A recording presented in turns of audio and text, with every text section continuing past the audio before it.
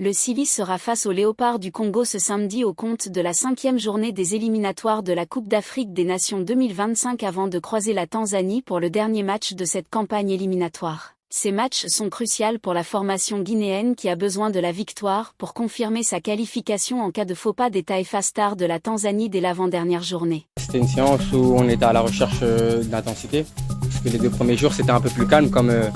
on revenait tous de nos clubs et avec le voyage et tout, donc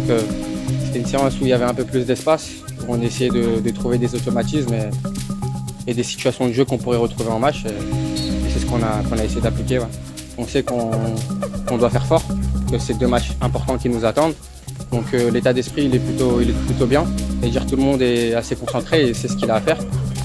et donc on va continuer et on va bien se préparer pour le prochain match. Là. Outre l'aspect sportif, ces oppositions sont aussi importantes pour le président de la Fédération guinéenne de football Bouba Dina Sampil et toute son équipe qui pourront écrire une nouvelle page de l'histoire du football guinéen en cas de qualification dès la 5e journée. À quelques jours de ces rencontres, auprès de la fédération selon nos sources toutes les dispositions sont prises par les dirigeants et l'État guinéen afin de faciliter un bon regroupement à Michel Dussuyer et ses poulains qui sont aussi à bloc pour rendre heureux le peuple de Guinée.